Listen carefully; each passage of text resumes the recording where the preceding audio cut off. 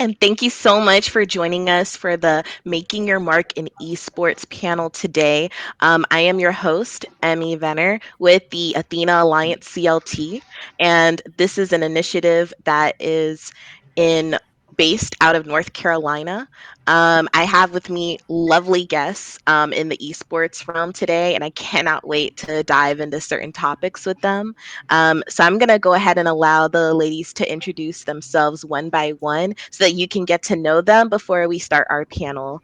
I'll go ahead and I'll start with you, Kaila. Okay. Hi, I'm Kaila Burtch. I work for Black Star Group. I mostly do live events, but obviously with the pandemic stuff, things have changed. But I have over a decade of experience working behind the scenes in esports. All right, and then we're going to move on to Monika. Hello, my name is Monika. I currently work for Ninjas and Pajamas. I'm their community manager. I basically do anything surrounding community events, community excavations. Obviously, currently with the pandemic, it's all online. There's a hope of offline events very soon. And I work very closely with our fans. And Anna? Hello everyone, my name is Anna. I am one of the co-founders of the Story Mob, a community consultancy focused on gaming culture and esports. Happy to be here, really excited for the conversation. And last but certainly not least, Anzi. Hello everyone, my name is Anzi or Annabel, and I'm the founder of Meddling Gamers, which is a gaming community that promotes inclusion and diversity in the video games industry. Excellent. And thank you so much, ladies, for those wonderful introductions. I'm certain that our audience is going to have a lot of questions for you today. So we're going to go ahead and get this started. I wanted to go ahead and talk to you ladies because one of the things in the industry a lot of people are always skeptical of is if women that are in the gaming industry actually play games outside of doing industry work. So one of the first questions I had for you was, do you happen to have a gamer tag? And if you do, where did that gamer tag come from? I'll go ahead and I'll start with Kaila. Yeah, I've had a couple over the years, some embarrassing. Tanuki is the one that I started with in Major League Gaming, which is where I kind of really got into esports. And it was because I wore a Tanuki shirt my first day working at a LAN center when I was in my teens. But now I mostly go by Thimblewit, and it's kind of a stupid thing because it means that you have a small amount of wit, so I'm calling myself an idiot. It's a reference to something else. So yeah, that's what I go by now. I love that. And then we're gonna go ahead and move to Anna. I have a way less story, man. But I'm happy to Kaila first. My gamer tag is catastrophe pro because I tried to go pro, but I'm catastrophic at it. And someone gave it to me. I didn't come up with it. That's the best kind of nickname. Yeah, there's no backstory. I'm just terrible. Yeah. I love that. And Anzi, what about you? Anzi is actually my nickname that people call me. My mum made it up because my name's Annabel, and she calls me Anzi for short. So it was Anzi. I love it.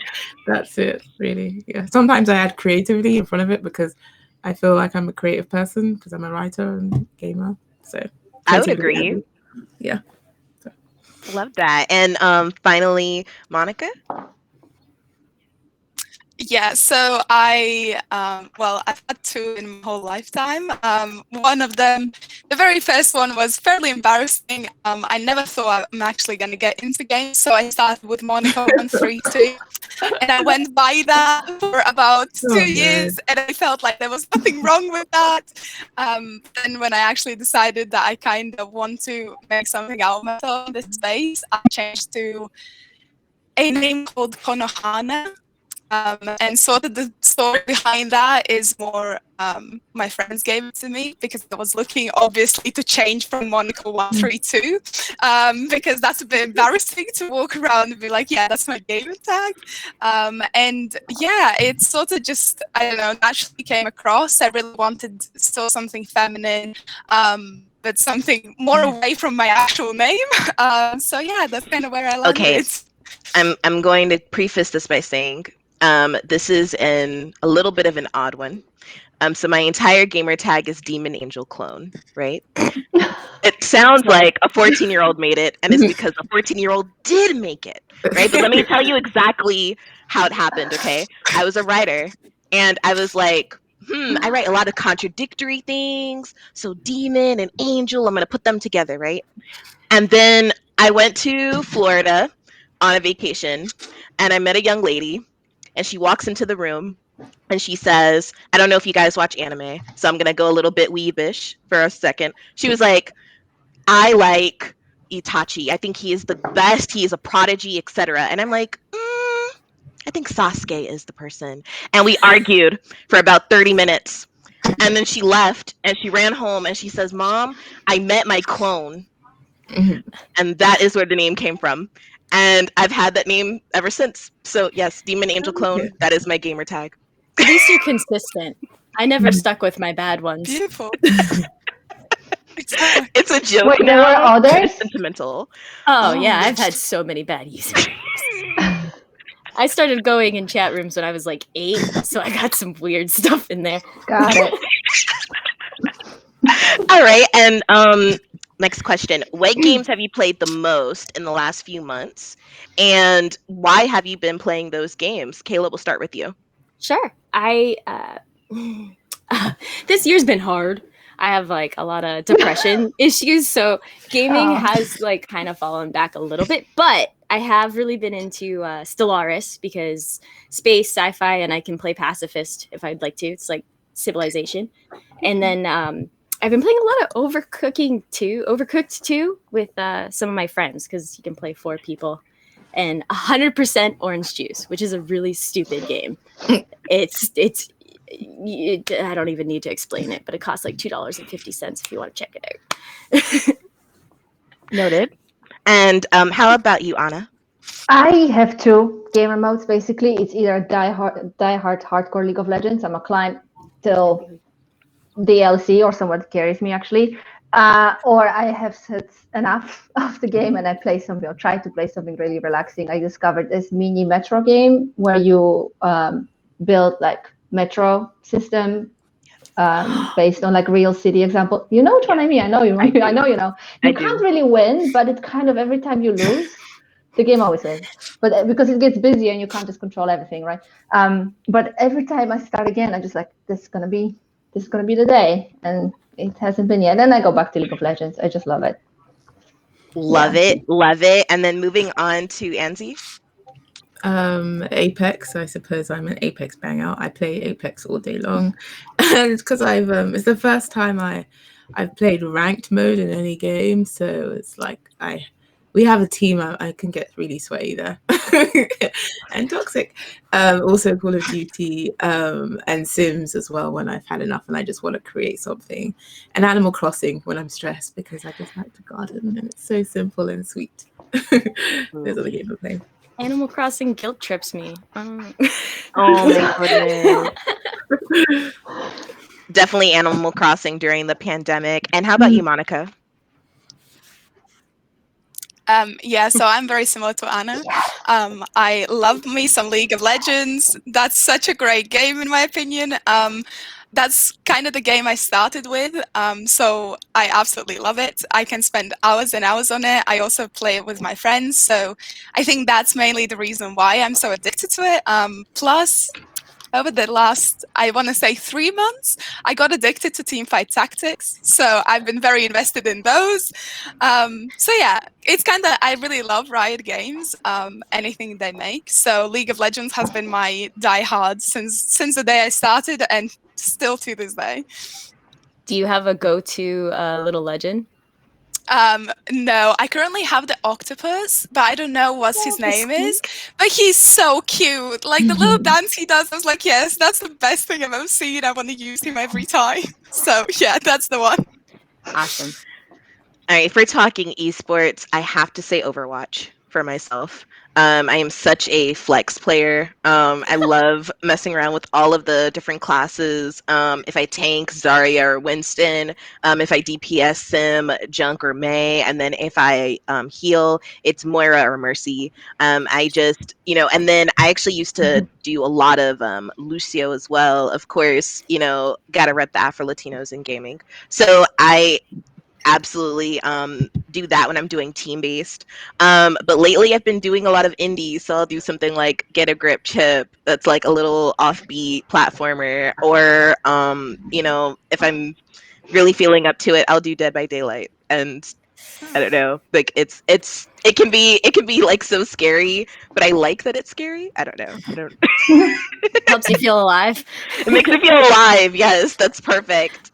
And I do have to ask you, ladies, for esports, because we brought up quite a few esports titles just now. What has been your most embarrassing moment in esports? Would you like me to start? Oh, absolutely. Okay, so Remember PG-13. yes, thing. PG. So PR advice. No, it's cool. Speaking of Apex Legends, I was working a 2-week-long event in Poland, not last year, but the year before, the big world finals that they did. And it was crazy. It was 60 competitors, like with PCs, which is just obnoxious to deal with, and lots of power because we're based in America, but it was in Poland. So we had to deal with the 420, 120, all that kind of fun stuff. 240 brain. Anyway. We had gone to very great lengths to make sure that the power wouldn't get messed up, and it still happened.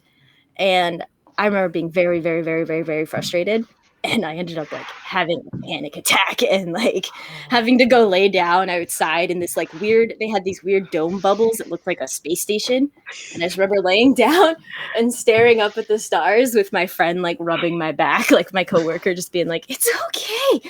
So that was probably pretty embarrassing because I was sitting between our two main client contacts during all of the like leading into that. So once I got everything packed, like everything was fixed, and I was like, "Okay, time to cry." So that was great. All right, and Anna? I mean, I didn't really have that many. As I was saying before we started, I think that might be still coming. My most embarrassing moment, but I did. I mean, a couple of things, right? Like I would like just pulled the wrong cable and killed the internet in the press room just as people were finishing their uploads at the end of the day, stuff like that. But I think I made a funny typo once or twice. I wanted to spell shuttle and I spelled shittle. In the press guides, I think back in 2015, I spelled shittle in an event guide sent to about 200 players. Like, if you can't find your shittle, call me. And I think some people still talk about it. So, it's funny now. It was for 3 years. It was just the lady from the guide. I love it. We've all made a mistype in an email or a memo or even so. That is, I love it. Like, I relate to that so much. Anzi, how about you? I don't know if I have an embarrassing story in esports. You know that because I feel like I've only put on a few events, and I don't know if they were embarrassing or I was just anxious the entire time and probably don't remember it because I've blocked it all out. When I'm doing an event and I'm so nervous, I'm just like, it's afterwards that I'm like, oh, that went well, or something like that. So I don't know if I have an embarrassing story to say, or if let's hope I don't remember if I do have an embarrassing story. My siblings will probably remind me of this, but I don't remember. Sorry. Okay. All right. And Monika? Yeah, so I'm fairly similar. I don't think I have an embarrassing story per se. However, I'm one of those people who's extremely invested in everything they do. So I'm very emotional basically about anything. And I guess the most embarrassing thing for me would be probably crying after every single game my team plays. No matter the outcome, it's like they can win and I will cry because I'm happy. They can lose and I will cry because I'm sad. It's just a constant tear level. So yeah, I guess that probably. I've cried a lot during esports, so you'll be fine. You'll be fine. Yeah, I'm the same. I've currently thrown 2 esports events myself, but my most embarrassing moment was when I was first participating at an Overwatch competition. And I didn't have a gaming PC at this time, I only had console. So I go up to the stage, and like I saw off stage, obviously, it was a setup of 6 PCs, but it really wasn't until I was in front of the setup of the keyboard and the mouse where I was like, I don't know how to use these Oh for my gosh. gaming. And that was the most embarrassing moment for me. I went back to the show floor and I grabbed an Xbox controller and I was like, no, actually, that's not what I did. Night 1, I actually was like, I'm just going to figure it out. So I was just pressing W for walk and I was just like trying to figure out the controls. And I was stubborn. I was not willing to try to get a controller, and no one told me anything, right? The next day, the official competition day, the other co-founder of the Athena Alliance, Eve, goes up on the stage, and one of the moderators was like, "Oh yeah, if you need a controller, go ahead and grab one." And she's a PC gamer, so she was like, "Obviously, I don't. It's fine." And I was like, "Wait a second, you didn't offer that to me night 1. You didn't." So that's when I went to the show floor and grabbed a controller, and that was my most embarrassing moment in esports. Now I don't have those moments because I know how to play on PC, but I didn't back then. So growth. Nice. It's That's a all great about one. progress. You'd be surprised how many players don't really understand PCs, considering it's like their livelihood. So it's pretty funny it's not like an uncommon experience. I bet you have stories, I have plenty of Kayla. stories. Yeah. I mean, if you want to regale us with a story, Kayla, I'd love to hear one. No, it's cool. It's fine. Well, we could talk about it later. We got more to talk about. All right. So, I do want to ask, before we actually get into the discussion, there was a very controversial topic that was brought up online, and I thought it would be fascinating to hear your responses to it. So one of the things that was brought up was someone asked, and I believe it was Kotaku actually on their Twitter. They said, "Why don't women participate in esports more?" And all of the answers that were in the replies were men, men, men, men, and men. So we've had a little bit of kind of divisiveness over that answer. I want to hear from you honestly. Why don't you think women participate in esports more? We'll start with Kayla. Do you want me to go last? Because I have a lot to say on this. Ooh, okay. So then we'll actually start. We'll actually start from the bottom to the top. So, I'm actually going to start with Monika. Yeah, so if we're talking, I'm assuming we're talking about the professional scene, right? Absolutely. Why women aren't professionally playing. Okay. See, my view on it is more that we just don't invest as much time into games. I also think growing up, we kind of have other focuses rather than playing games with our mates at home, which I feel like guys are more inclined when they're in school to come home and play video games. From my personal experience, at least, I was raised and my friends around me were always raised with something to do during the day. We couldn't come home and just sit at PC, also come from a generation, when PC games weren't that popular, just as a side note. But I feel like that really impacts why women don't actually become pros that often. We just don't have time. Honestly, I feel like it's just down to actual time management and other focuses in life that we want to sort of strive towards, I guess. I feel like we now see more women get involved and try to become pro. I just feel like it's going to still be a significant amount of time until women actually get to that point of being like, yeah, okay, this is what I want to devote my career to, and that's what I'm going to go into. I definitely agree with that. It's your upbringing it leads women not to really do these things. I have 2 younger brothers and an older sister, and I was into gaming quite a lot from a young age.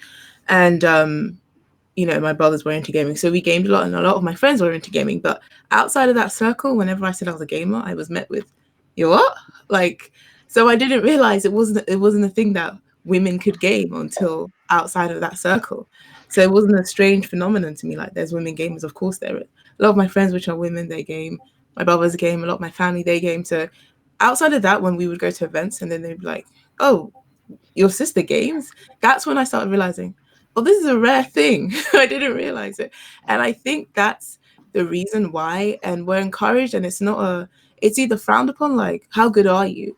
Every time, like when we used to go to tournaments, I'd have to prove myself that I was amazing. To be decent, a guy would be decent at the game, but I'd have to be like wiping the floor with everyone to be at the same level. So the bar for us is insane. And also the environment that's cultivated is quite toxic, and women wouldn't want to stay in it, you know? Like, you go online, if you're like, I mute my mic quite a lot, or I used to, depending on who I'm playing with. I'm playing with randoms, and then the moment they find out, I said GG in a game a few days ago, and they're like, I was flooded with invites, and I was like, why did I say that? We won a really good game, it was Call of Duty, and I was like, I knew I shouldn't have done that. And I think that's the reason you get, and that's an innocent thing, like, that's a nice thing for you to be, but it's also exhausting. And then you get pictures in your DMs that you didn't ask for, some pictures of anatomy that you don't want to see. Stuff like that is why it's a lot, and nothing is also being done about it, you know? When you want to complain against someone for a comment that they've made in the chat, I remember a few years ago when, like, women belong in the kitchen, and did you remember, like, so much of that was like, go make me a sandwich. That was a thing that was happening a few years ago, where, like, I was like, what?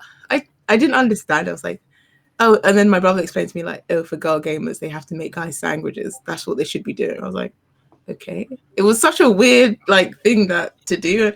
And I think that's why some women will just be like, you know, I can't deal with this stress at the beginning. So they won't even progress to being pros, because at the beginning, it's already so much more difficult as a woman, and nothing's been done to help us that, you know, I'll find something else to do. I'm not even being encouraged to do this. I'm trying to do this thing. It's already difficult. Why should I pursue it? And so I think that's why there are not enough. There are women. I don't like the idea of there are no women. They are women gamers. There's just not as much as they should be, and they're also not giving the same amount of opportunities. And they also have to change the field of gaming to make sure it accommodates everybody. You know, that's what I think for the future. Anyway, that's my general answer to that. Absolutely. Thank you for that, Anzi. And how do you feel about it, Anna? A lot of what I wanted to say, actually, Monika said already. I think it's just you manage it differently for girls. A lot is about upbringing as well, right? I have 3 younger brothers, and they were allowed a significantly larger amount of, you know, screen time, computer time than I was. And of course, like, at some point, I was encouraged to do other things. Not that my parents, like, you know, were so focused on trying to get me out of video games, but it's considered a different type of hobby or pastime. Like, I grew up in the 80s, early 90s, you know, in Poland. You move on from the thing that you're not spending a lot of time on. Like, my brother started playing Mario and all of that stuff, like, way before I even got into it, and I was older, right? So I think it's a lot about upbringing. It's a lot about parents realizing, okay, the boy hobbies are also enjoyed by their daughters, and there's really no harm in letting them try. But yeah, I agree a lot with what Monika said earlier. Yeah, I'm sure Kaila has a lot to add here. I don't know what you're talking about. Sorry, Emi. Well, Kaila, I am to you, and I am very interested in your thoughts on this topic. Okay, so all 3 of you, great, like, those are very important reasons why it is hard for women to break into esports the same way that men do, or even, honestly, anyone other than a decently well-off white guy has a bit of a disadvantage, purely because just by being what you are, you have to devote more of your mental resources to other things, just no matter gender, whatever, just most people. I'm not saying that other people don't. Sorry, I realize that sounds terrible. But anyway, so I like that you guys all touched on the reasons why our upbringing causes that. But I'd say another issue is within the industry itself. I started out working for MLG when I was 18 or 19, because they needed someone who could legally work in Canada, and I had met a bunch of people. So that worked out. And I was doing statistics. But shortly after that, when I started dating somebody who was also within the community, all of a sudden I just became their girlfriend. and I was demoted to just being like the person who tagged along, and I wasn't there for my own value, it felt like. And even when I would try to be like, hey, I would like to do something more, I want to be more active in this, it felt very difficult. It felt very much like a boys club, which has improved in the 10 plus years since then. But I would say that watching women try to break into it, they're held to a different standard, as some have touched on. And it's almost an unfair prejudice where you have to be better. You have to be freaking amazing. And then that also breeds this kind of inner hatred in the community between women, because we're pitted against each other instead of, you know, there's space for all of us. There's plenty of crap out there. There's plenty of fans. And esports inherently is a marketing tool to reach that key demographic of 18 to like 34 males. So they always are going to push in that direction. So in the end, it's just kind of, you have to dedicate yourself to what you want to do and push against people and tell them when they're doing the things that aren't okay. So like I had a, Apicella will make fun of me for this, but he was a big honcho guy at MLG, and he runs Esports Engine now, which is a new whatever. But I did the info booth at MLG when they had like 3 games, which means I would be meeting like 5,000 people every day, because they would come and ask their bracket information, who they play.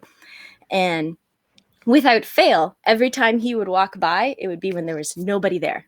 Like I would be sitting there doing nothing, looking bored every time.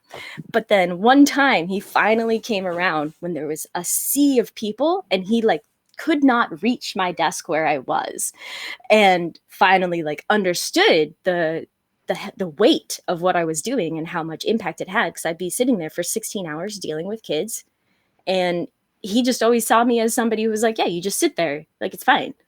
And yeah, he learned that day, and that was after he had yelled at me for drawing on the table because I was bored, and made me cry because I was a little emotional that day. So, which he's a big burly guy, so it was honestly, like looking back on it, very funny. But right now, like in the moment, it was terrible. So yeah, it's all about mutual respect and earning that spot there, and sometimes it's just a lot harder for women. I'm actually going to take a slightly different stance on it. I've been running a women's gaming organization over the past year, and I've thrown esports events specifically geared towards women. And what I understand from those experiences is that women in particular do not want to feel like they have to compete against other women, nor do they feel like they want to compete against other men. It's really a thing where women are just not competitively focused in the way that I have to prove something to you. If a woman is competitive in a game, she's doing it for her sense of satisfaction in playing the game, and for her self-worth of knowing I can play this title and I don't need anyone's validation that I am good at playing this title. But when you add esports into the mix and you tell women that they have to compete against others, and they have to do it because that's what being involved in esports is about, women are automatically turned off, because at that point you're not fighting just for your own sense of self, you're fighting for someone else's approval, someone else's, you know, sense of justification that, oh, well, you know, women may not play esports, but she's good at esports. So then you almost have to be that woman that is representative of all women in esports once you enter into that realm. And no one wants to be the first or the only woman to do anything. We want to be a part of a collective. We want to be able to network. We want to be able to show ourselves and say that I not only can do this for myself, I have a sense of solidarity with other women and a camaraderie. So that is my stance on it. And I really do appreciate your ladies' viewpoints on it as well. I think having that conversation, it's important for people to hear why we don't see more women in esports, and hopefully we can help change that narrative soon. May I say something agreeing with you? Sorry. Yes. I definitely agree with you, and I really hope it gets to the point where it's acceptable for anyone to be an amateur and enjoy the game and not be the best, because that's what open bracket used to be for like Halo, Call of Duty. That was my jam. That was the fun stuff. Everyone was just there to compete, no matter who it is. You stand up and yell at the person if you shot them in the head because it's funny, like, but not like malicious. No throwing controllers into the crowd, which has happened, but like just having fun. And I think that's the inherent difference, is that I look at esports for entertainment and enjoyment, not hardcore competition. So, So I totally feel like when it comes to the point where women have to try hard to be on the same level or even on a less equal level than our counterparts, that's where we feel like it's not something that you want to deeply be involved in. And I'm speaking as a whole. Obviously, the women here on this panel do not apply because we are all in esports. We all contribute to the field. But that is something that I think a lot of people don't get from a general standpoint. So the next part that I want to go ahead into is your own personal journey into esports. What made you get into esports? Why did you start the organizations that you started, or your businesses, or even just saying, you know what, I want to apply for this job. I want to put myself out there and really make it a point that I am not just a woman in esports. I'm just someone that really cares about esports as a whole. And I really do hope that other people watching even get that inspiration to say, well, you know what, I wasn't confident in going into esports before, but after hearing these ladies, I do feel more confident in joining now. So I do want to know, what are your origin stories in the esports industry? And Kaila, I'll start with you. Okay. Well, I mentioned earlier I was technically like a forum kid for MLG, and that's how I met a bunch of people. My original foray into gaming was Counter-Strike 1.6, and it was Kali, Kalo. I was terrible, but I still competed because it was fun. I remember being in LAN centers and, like I said, standing up and yelling at somebody if I managed to gank them. So that was very fun. But in esports, it's all about networking in the end, which is pretty much everything in life. You realize more as you get older that just don't burn bridges. Like, just be a good person. But for me, it was, I did the jobs that were crap, and I made friends. And the person who is the owner of the company that I work for now, Chris, is someone that I've known since back in the MLG days. And he saw me as a strong worker, that I was smart, adaptable. He saw the things in me that other people didn't and that I didn't. So getting that good base is important, and just kind of finding the person that is going to help you. Like, sometimes you just need that hand up from somebody.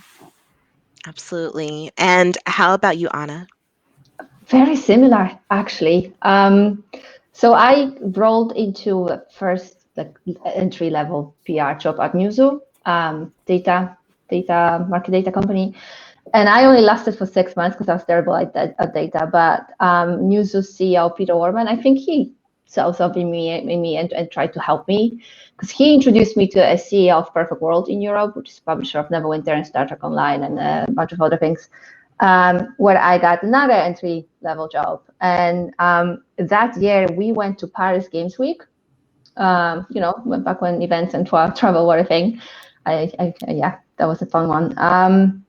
And we went there with a game, Neverwinter, and we had our booth. Our gaming stations were right next to League of Legends area.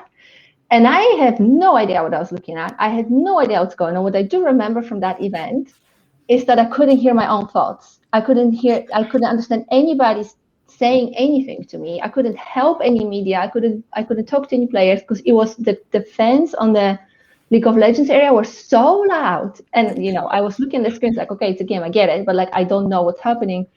So when I got back home, I looked it up, and that area was produced by ESL back then. And so I started just following the company, and at some point they had an opening for a head of comms, and I applied, and I had no idea what I was getting into.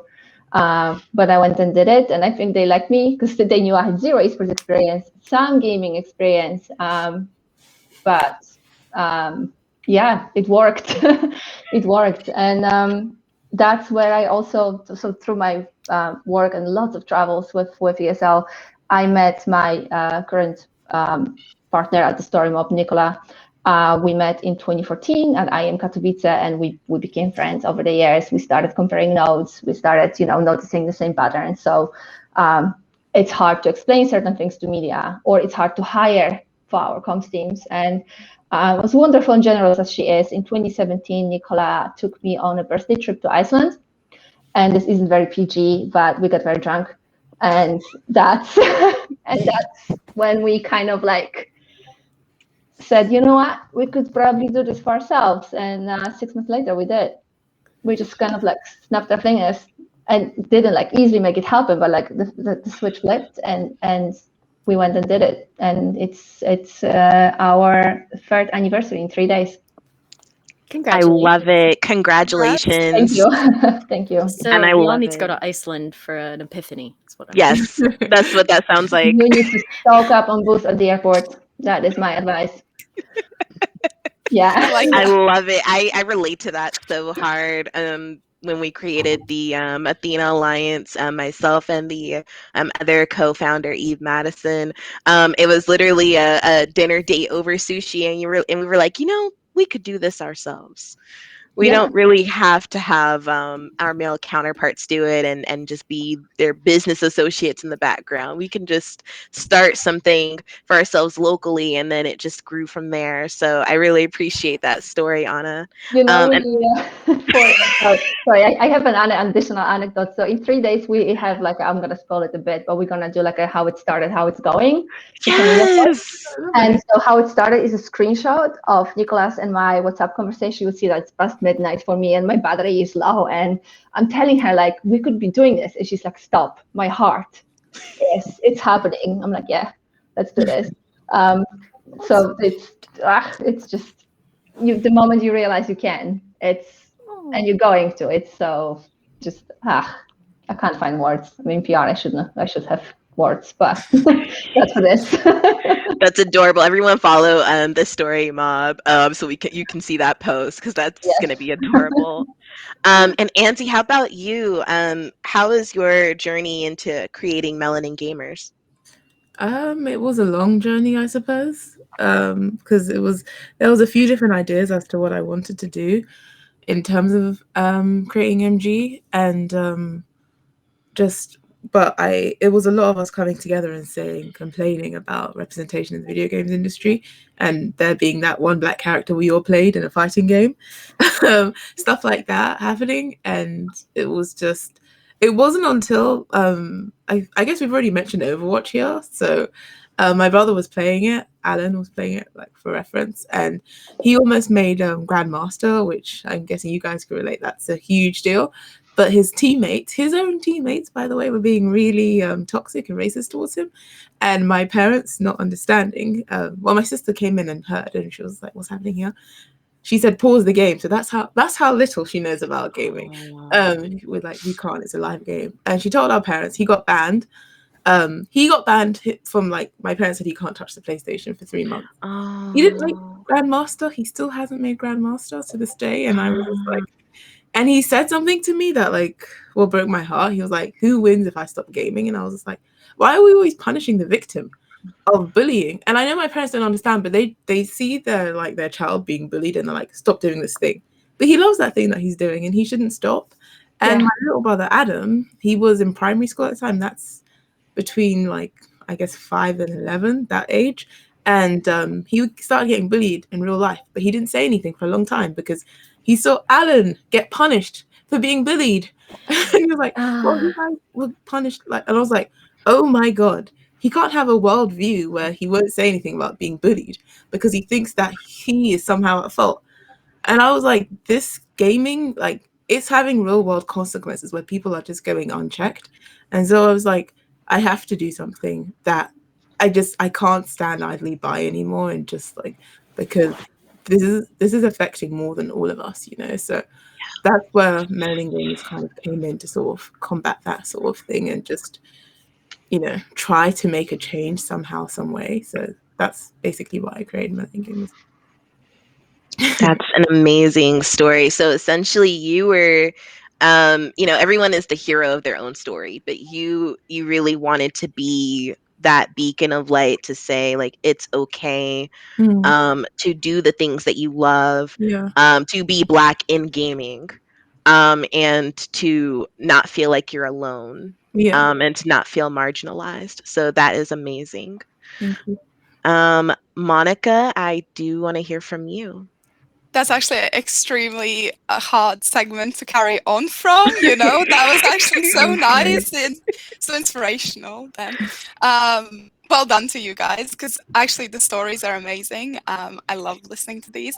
But for myself, I come from an esports university scene, which sort of collegiate esports was a fairly new scene in England. So I'm originally from Latvia, and I went to UK to study there because I always knew I wanted to move away from home. Ironically, due to pandemic, I'm back home right now, But yeah, I just knew that I wanted to move away, and the UK was kind of my go-to for university. And when I started in uni, in my first year, I got introduced to League of Legends by one of my housemates. And that's sort of where it all took off. I very quickly invested a lot of time into the game. And then I found out that my university actually had a esports scene, I guess. And I really wanted to join, so I joined, and then we had in England collegiate esports scene more of an outside thing with tournaments. So you could enter, the organization is called the Newell. At the time, there was just one. Now there's another one. But I entered the tournament, and very soon after, I realized that I don't actually enjoy playing as much as I would enjoy doing something to better the scene and learning more about the scene itself. And that's sort of when I was found this great opportunity of joining as a game admin. And I applied. I got the position. It was all voluntary as a university student, and I actually really loved it. I loved helping people, sort of hearing people come to me with some problems that they're experiencing, as the game is meant to be going on. And exactly as has been mentioned, games sadly online can't be stopped or paused in the way that we would want to. So it's all kind of happening in lifetime. And then very soon after getting that position, they advertised another one, which was with a very long title, Twitch Student Program Product Manager. Very unnecessary title, right? Like we can all agree there was no need to call it that long. But it was called that. So I applied for that. And then before them actually giving me an answer if I got the position or not, I got presented with this amazing opportunity to go to TwitchCon. In that year, TwitchCon was in San Jose, and I absolutely loved that was so presented to me. I was absolutely delighted to grab onto that. And I guess that's where my biggest networking started, exactly as you guys have already mentioned. It's really about a lot of networking in the scene. So that's kind of what I did at TwitchCon. I kind of used that to gain any contacts I possibly could. And then, well, now I'm here, I'm working for Ninjas in Pajamas, doing something that I absolutely love. So yeah, it's been great I so love it. far. And just like the passion that you've had from the scene, even from your collegiate days, to here and now, that's something that, quite a few in the industry can relate to, because it all starts from that pivotal point. You go to an event and then it turns into another, and then you get asked to do more events, and, it just kind of grows and snowballs from there. So I love seeing it. Yeah. What is the best thing that you can say about your job or in working in esports? What's the best thing? And Kayla, we'll start with you. Oh, well, my job, I love it because I get to travel so much, usually. um, at the beginning of last year, in the span of January to mid-February, I was in Europe for a bunch of events. Like I was in London, Berlin, Cork, Ireland, and Portugal, all in the span. Are you of, trying to make us cry? I know. Are you kidding me? It makes me like, I was so excited for 2020. You get sad, you know? So that's what I desperately miss. But then also I'm a kind of a melancholy, solitary kind of person. So most of my friends were online growing up, and it was really awesome being able to have a way to meet my friends. Like when I was 19, my best friend and we bought one-way tickets across the country and then like rode the Greyhound bus and stayed with people I knew from gaming. Like we stayed with a guy in Boise, Idaho, and Champaign, Illinois, like all these people that I knew through gaming. And we went to MLG events. Like part of it was we followed it. So I went to like San Diego 2008, I think. Like that circuit, I went to like all of the shows following them. So esports has given me a lot. Like I come and go from it, and it's a love-hate relationship, but I wouldn't give it up for the world. What about you, Anna? You set the bar really high, Kaila, with your answers. They're really like stories from. I've lived a lot. That's awesome. I have a super boring answer, but I'll keep it anyway. I think what I like about esports the most is just the pace at which we move. And it feels like every week there's another major news beat. And maybe it just feels like that to me because I'm in PR, but you know, there is always something really big happening. And if I compare what's being announced, you know, this week to what's been announced in the first week of my time at ESL, like it's a world of difference. You know, breaking 500,000 peak CCU on an event was just headlined everywhere, and now it's like, you know, nobody's really impressed with that. Even though, you know, for some events or for some games, for sure, but like you see what I mean? Like we're just moving so fast, and I love it. I love the pace. I like moving quickly. What I like about my job right now in particular is just the sense of ownership. Like I always been somebody who grabbed things with both hands and owned it. I always like building. I was always in places where I build stuff. Like, Anna, do you want to do this? Anna, do you want to do that? Sure, yes, I do. And I never dreamt of creating opportunities for others in the space. But, you know, we're 15 people at the Story Mob. It warms my heart every day when I think about there's 15 people who really wanted a job in esports comms and they can have it. And I'm just really happy about that. So I love the fact that we've created that. That's my biggest pride. I might cry at some point. Don't know. And you know what? You should feel prideful because, you know, I get a sense of fulfillment as well. You know, I have two teams of all female Call of Duty teams, and it warms my heart because, you know, some of these women wouldn't have imagined being esports athletes. You know what I'm saying? And now they're at a position where, you know, they train 3 times a week with each other, and it is it's heartwarming for me that I brought all of these different diverse women together. My 2 team captains, one of them is a 42-year-old from Texas, and she's a fire lieutenant. She's actually the first Black woman fire lieutenant of her department. She sounds amazing. Awesome. She is amazing. I love Gigi. And the second one is a college student here at North Carolina A&T. And Justice is just a spitfire. And, you know, she has like a sense of self-doubt at moments. And I'm like, you don't need to have that self-doubt because you're an effective leader. You have women that are rallying behind you. And if I didn't believe in you, I wouldn't have put you in this role. So I definitely feel that sense of pride and joy that you're talking about, Anna. How about you, Anzi? Yeah. Thank you. I definitely get that sense of pride, and I think everyone should also always take a moment to make sure that they are proud of what they're doing and remember like how many things that they've achieved. That's what my sister's always telling me, because it's just every year we want more things, but there are some things last year that we would have been wishing for this year that we have, kind of thing. That's what my sister tries to tell me when I'm just like, oh, we need to do this, this, this. She's like, do you remember last year, the year before, you would have wanted all these things and now you have them? So I think it's always important to, this is like a side note, to remember like what you've achieved, because we're always, I mean, as human beings, we're supposed to like grow, but I'm glad I've gotten this thing. I'm really happy. Okay, moving on to the next thing, kind of thing. I think in terms of MG, I'm happy that we've created this space that everyone can feel so comfortable in, and just like, we had an international summit last year, which was probably a highlight of last year for me.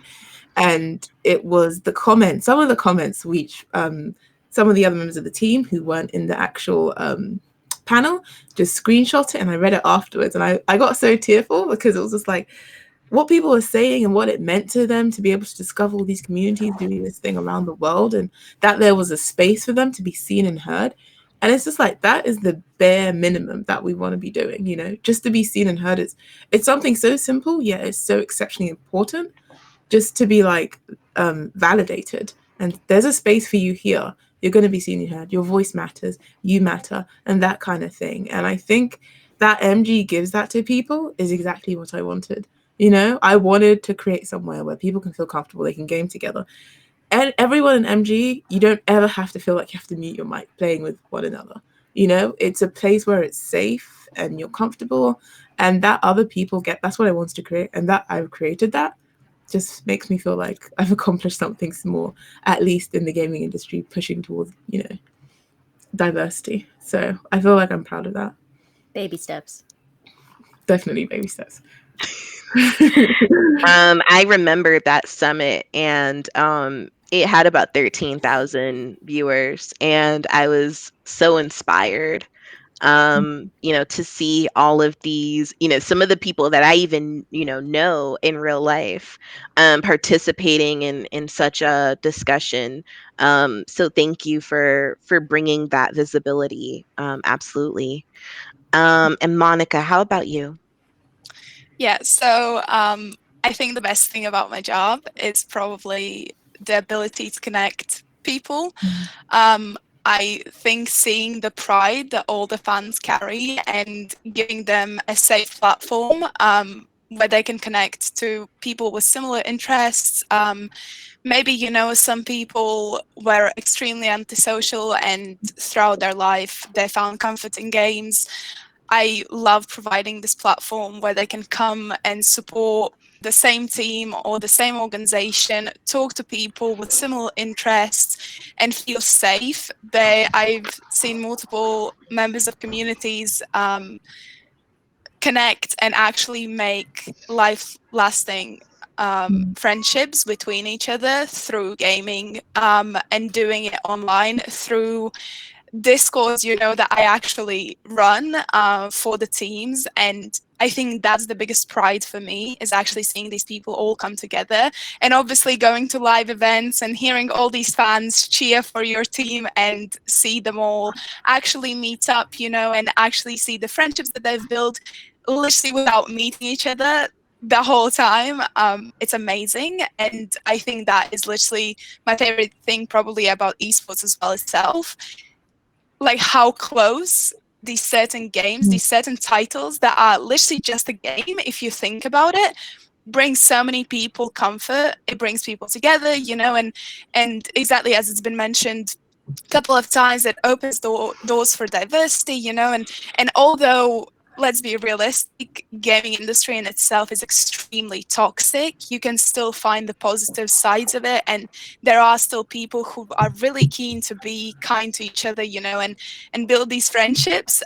So yeah, probably the aspect of the community. I am very data driven, so I also I work a lot with our social media as well, and I love seeing numbers grow, because that just proves my point that I can grow fan bases, you know, and keep everyone engaged, etc. But I think that sort of feeling of inclusivity and creating it for the fans is Absolutely. what When you brings have most joy that to me. connection with your audience and you see that engagement grow over time, you just feel that sense of like excitement, and you anticipate like, okay, what do I do next to keep them engaged? How can I continue to, do things that are still within this space, but also uplift others in this space? So I absolutely agree with you, Monica. It's been a joyous thing for me, myself, in doing different events in esports. But I do want to ask, what is the most challenging or difficult thing that you've had to experience in esports up to this point? Kaila, we'll start with you. That's a loaded question. Yeah. Uh, I would say in terms of technology, it would be power conditioning for events, because we actually had our power conditioner. It's what converts like things that need US power so they can work on EU power or UK power. And it caught fire during one of the events. So that was a very challenging moment. And then dealing with people is always the most frustrating part. I remember the last live Call of Duty event in Minneapolis, Minnesota. Um, I was having a hard time, and I remember like having to fix an issue with all the players in the warm up area. And 3 times I had to stand up and be like, hey guys, I'm in the room working on the problem right now. Could you please stop talking crap about it while I'm right here? Because it's not nice. They were like it would just be basic stuff, but they don't think about it because they're in like pro mode. And I'm just like, you're going to make me cry. Please stop. I need to focus. So dealing with that is always interesting because I know I look like a young little squishy person, so it takes a lot for me to get people's respect sometimes. And then the last thing that's the most difficult is dealing with people who fake it till they make it, but they have like this weird like fake inflated self-confidence. Right. And I would much rather have someone just admit they don't know how to do something. That would save so much problem. Right. Yeah. And how about you, Anna? That's the only question I actually didn't write down any notes for, because I didn't know. So it sounds silly, right? But we still are a growing industry. We're not by any means super established and already there yet. And so I feel like every day for the 4.5 years that I've been at ESL has been a challenge, but so has been every day at the mob. Like some of them were fun challenges and some of them were really bad challenges, I think I always try to approach everything as an opportunity to learn, even if I know I'm going to lose in a certain situation. So that's just how I look at it. So there isn't like one defining moment that I feel like, oh, that's been the most difficult thing I've ever done, because I know more difficult things are coming. That's just what it is. But I embrace them. I embrace them because I know those are learning opportunities, and be it, sending out acquisition press release with the wrong currency in front of the number and then recalling it. And a lot of people are hearing this for the first time now, or, finding out that you had a player admitting to using Adderall during the finals of your CSGO competition, and sponsors going like, what is happening? Like, we can't have it. And then you being, in a place where you have to set up an anti-doping initiative overnight, basically, and 3 weeks later it worked. Like, I didn't think it would work, but it did, and Right. I made it. So it was a challenging, yes. Would I do it again? Yes. So yeah, I don't really have a concrete example, but I guess my point is that I embrace it, and come as it may tomorrow, we'll do it. And you made such a good point, as we continue on through the state of things and doing a lot of remote and digital work. Our challenges are never really ending. We're going to continue to have challenges. So it may not be easy to like directly say one thing. And I think that's a really good point to bring up. How do you feel about it, Anzi? I feel like the most challenging thing, just how much time do we have? So many things are challenging. Like Anna was saying, there's a lot of challenging things. Almost every day can bring a new and interesting challenge. And I feel like, I don't know, there's so many things to choose from. What's challenging? Running an event is challenging. Emi, I'm sure like planning this panel for you was challenging when you had to like it's not, everything isn't easy basically, but you do it anyway.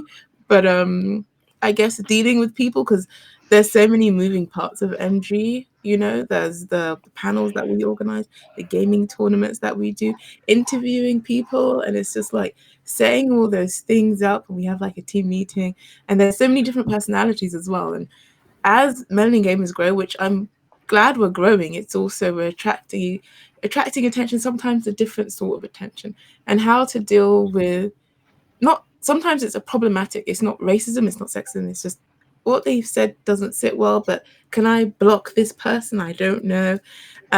It's just like those are the challenges that are just facing, like, and I don't like confrontation. I'm not someone who likes confrontation at all. I really retreat into myself and stuff like that, having to deal with that kind of thing. It's always a difficult thing, like to tell someone off, but you still need their help, or you want to say it in this way. And now I'm thinking that the managers I used to hate, I feel sorry for them. I now know what it feels like when you're in charge of something and having to tell someone that was wrong, but you're doing good, but don't do that, and stuff like that. You don't want to patronize people. So I think the human aspect of sometimes creating something is difficult, you know, and Yeah. that's why I'm a writer, and I wish I could just write every character how I wanted, like a puppeteer. But it's also good because there's things that people will bring that you would have never thought of yourself, like, and ideas and things like that. And some of the bigger part, like even the name Melanin Gamers, my sister coined the name, so it's nice to get. People are difficult but good. So challenges are hard, but they're also useful. So I agree with what Anna's saying, basically. So And Monica? I have to completely agree with everyone. I think there are a lot of challenging, difficult things that all of us run into daily.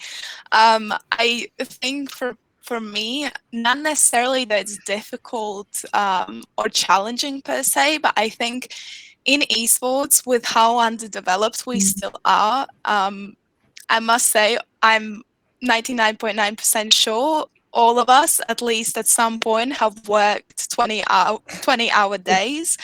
And I feel like in esports it's extremely common because we all still want to achieve things. And exactly as Anna mentioned, you know, things drop out of nowhere and they're changing so fast that you need to keep up with everything. So it's a constant workload, I guess. And we still need to research the space, you know, you still want to keep up with everyone, so your stuff is actually up to date just the same way as everyone else's. And it's sort of that mindset, I guess, that we all work 24-hour days, and I think it's very difficult to actually realize, okay, this is the day I need to completely disconnect, you know, because I at least personally constantly feel like, but what if something very important comes up and I miss it, you know, and what if something completely crushes and I'm not there, you know, and I've switched everything off just to relax for one day, and that's exactly the day when everything's going to decide to go down the hill, you know. And I think that is probably the most difficult thing for me, is understanding when I can switch off and when I can't switch off. But I feel like that's a struggle that everyone in this industry and a lot of other industries has, just because it's actually very difficult, especially now with digital world, to understand, okay, can we stop now, or is like something gonna drop out of nowhere? You make an So, interesting yeah, point about probably disconnecting. I think there's in our industry especially, just this glorification of working overtime. Oh, I work so hard. Oh, it's not something to be proud of if you end your working day 2 a.m., 3 a.m. every day. You either need help with your workload, or you need to manage it better, or you really do need help with the amount of work that you have. It's nothing. There's nothing glorious about it. You know, like we all need a break. I think my major takeaway from what everybody just said is that most importantly, don't forget to have fun, because I mean stuff gets thrown at you all the time, right? But hardly I can't think of one thing that either one of us could do on the stream that would be career defining or career ending. So just have fun. Like, remember why you're here. Remember all the wins. Remember why you're doing this, and remember the times you won. Like, I'd say that as well. The biggest thing that's helped. Oh, sorry, I No, apologize. I don't know when to stop talking. No, I don't know when to start talking. So same. I will say that learning to set boundaries is something that is very complicated in esports, because like I've worked 28-hour days at least 3 times that I can think of off the top of my head doing my job, and it does feel like you're on 24/7 because it's an international thing. Like half the people here are in the EU or UK, and half of us are in America. So you end up having this like really stretched out day. But this last year, I actually like stepped away from social media and stuff like that, and I have found it a lot more enjoyable to just have that time to do whatever I want to do and not feel obligated to other people. So if anything, if you take anything from this panel, my recommendation is to use this time to establish boundaries for yourself within your workspace, because this is when everybody's going to start adapting to the new life. Yeah, this is the conversation I've been having. This is what I do at my company. Like, all I do is tell them like, hey, we're going to plan for the future, and I think about all the terrible things that could happen. Like, so please, if you do one thing for yourself, do that. Do you ladies mind if I go on my soapbox for just a moment on this particular Go for topic? it. All right, so I am producing an all-women's Call of Duty Invitational, right? Here's how it came up. Did you guys know that Netflix did an invitational for women in 2020? No. Be honest. No. I honestly didn't. No. I didn't. They had an all-women's invitational. It was 2 teams. One of the teams was led by a Black woman. Her team won. An article was written about it. The article went viral. No. Actually, they never actually stated the game. Just that this invitational happened. But here's the kicker. It went viral, right? But it went viral not because it was an all-women's invitational, not because Netflix was doing it. It went viral because someone online said that they were sad to hear that it was an all-women's invitational because they thought that the winning team won due to sexual favors. And it went viral for that reason. And I was very upset about this. I wasn't in the esports space in producing tournaments at that point, but I was very upset seeing it. I was like, why do we not have respect in this particular industry for just being good at what we do, regardless? And also, why don't we get the visibility in this industry the way we would? You see how no one really knew on this panel that invitational happened? We should have known. Yeah. We should have known. We're the audience. We're the demographic. Mm-hmm. But it wasn't out there. And guess how much the prize pot was? Oh, don't tell us. Don't tell us. No, take an educated guess. 20,000. Oh, you all went far. It was 0. It was $0. I've gone for it was one. Okay, I was gonna say 10 or 20,000 because they usually do those two. God, are my It was- expectations really that high? It was Really? it was nothing. And so I had a conversation one night with someone, and I was like, what do we need to do in this industry to be recognized, to have that visibility of, having that respect, right? And not just handing out respect. That's not what I mean. Not general tokenism. That's not what I mean. What do we actually have to do to bring forward that initiative? And the answer is quite simple. We have to start doing it ourselves from even our level. We just have to start trying to. So my whole year was spent in navigating this space. And I got many different interesting answers, and my responses were quite comical because they would be like, okay, well, do you have a sponsor? I'd be like, well, No, but how do you obtain one? Well, do you have your pitch deck? Pitch deck? I have to. Where can I get Well, one? yeah. How do I do the thing? Well, do you have your team set up? Who's going to be participating? What? They have to participate. They have to participate. And I just continued on my little journey down the yellow brick road and figuring out exactly what to do and how to do it. Shoutcasting, I've shoutcasted. I've organized, the meetings. I've had the decks made, personally myself, and following the steps and also doing the outreach, getting the support. That's also something, getting the marketing done. That's also something that you have to worry about when you're doing the esports events. When you're in the audience and you're just seeing it happen, you get starry-eyed because you're like, wow, they have all these people participating and it's cool and it's team-based, and and that's really just the overseeing layer that you have to it. But the behind the scenes actual producing, that is something that I don't believe actually gets discussed enough about. And to me, that is the most challenging aspect because there's always a revolving door. It's never the same answer every single time. And of course, with every single esports title, because esports is still a very broad term, right? It's just any type of game that's team based with a competitive, objective, and that is esports. But there are so many esports titles, right? So in trying to get to know that crowd, in trying to get to know who would be willing to participate, all of those things take work and time. So that is for me what I would say is the most difficult or challenging part is to spend that time getting to know Yeah.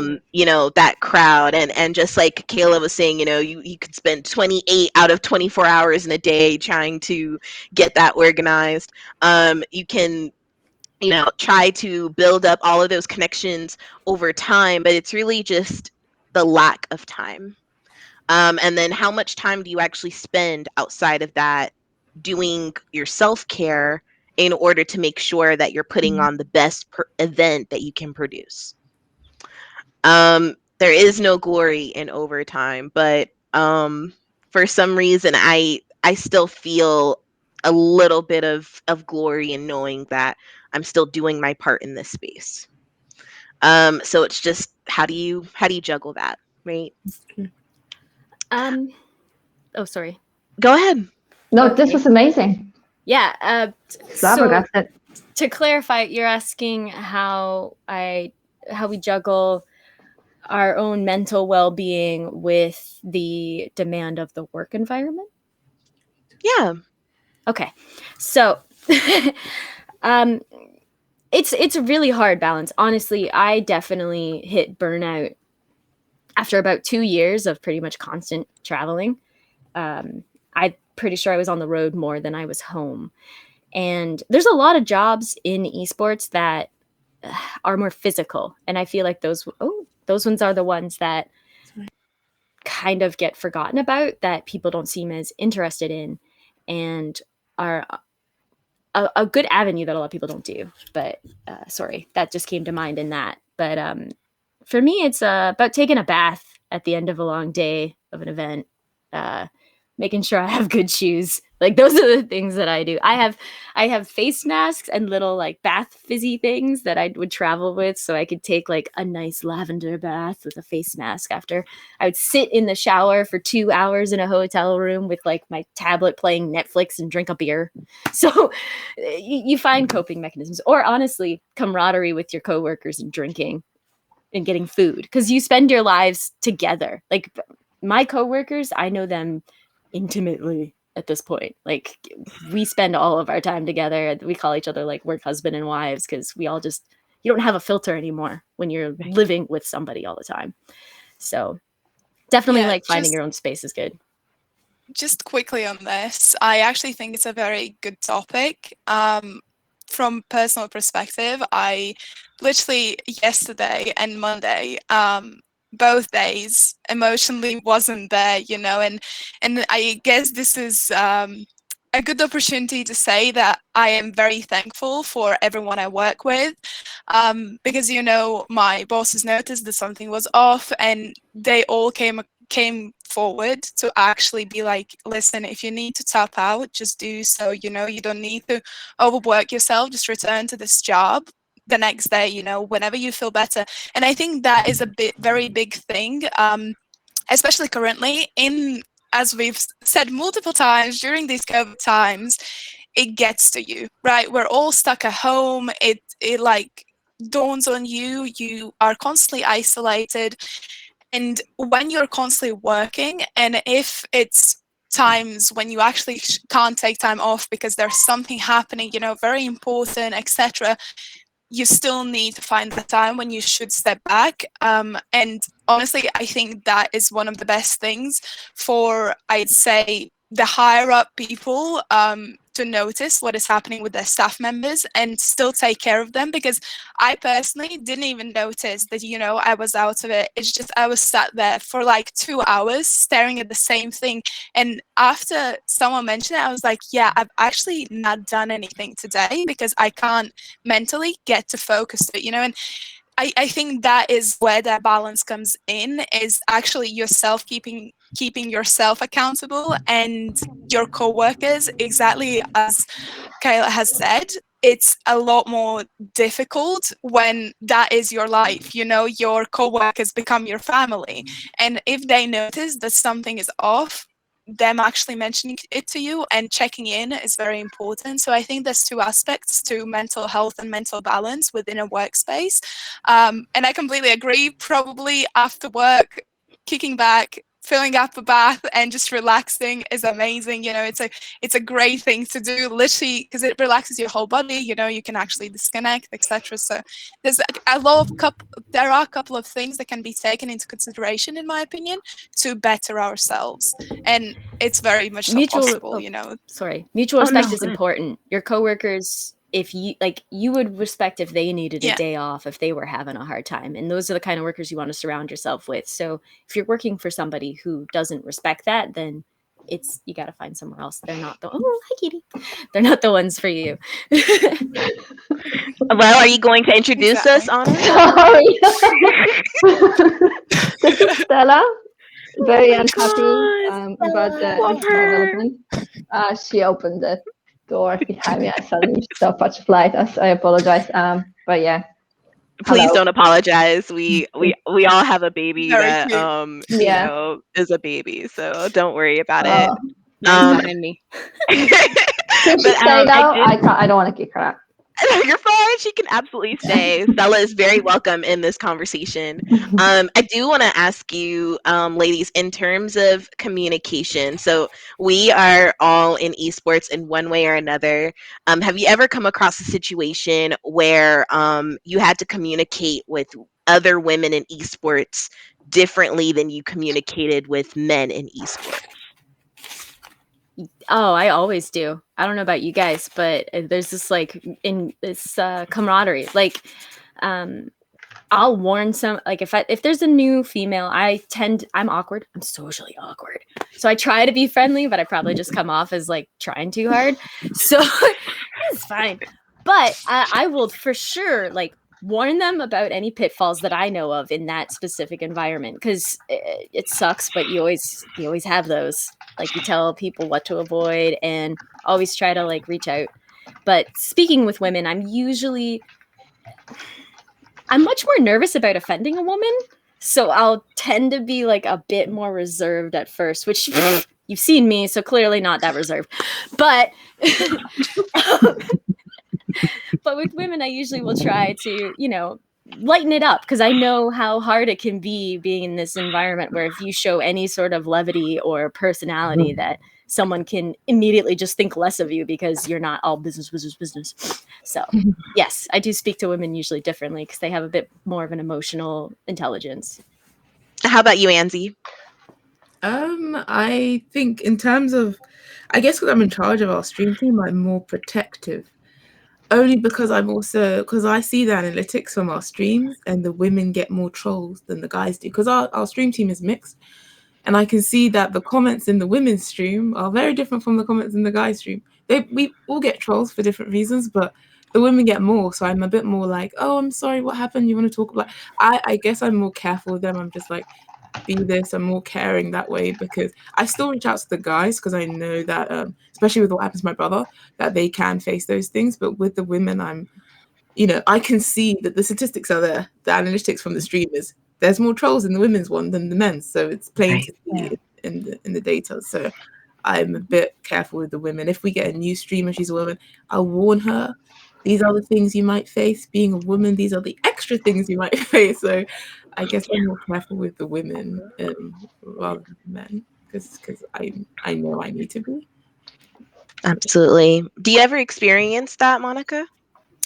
I personally, to answer your question first, I personally actually think I don't speak differently regardless of the gender. I think to me it's more, we're all business people in this room, we all are responsible for different things, and we all hold certain accountability towards anything, regardless if you're a woman or you're a guy, so from that perspective, I don't talk differently, because to me, it doesn't really change much. I think the topics that you guys have brought up, obviously, they're very serious, right? And I think they're really important.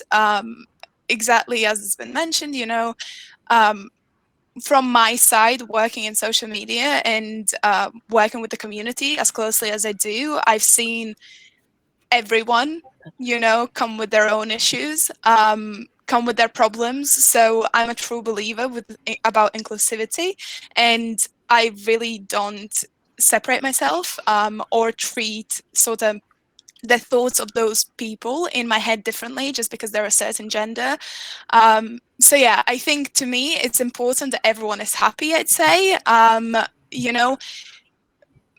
feel like in the industry that we're in, because obviously it is more male dominant, I tend to personally, once I get into an organization, it seems to look like women get a lot more closer, a lot quicker, because I feel like there's fewer of us. So everyone is like, we need to catch up, and I absolutely love that.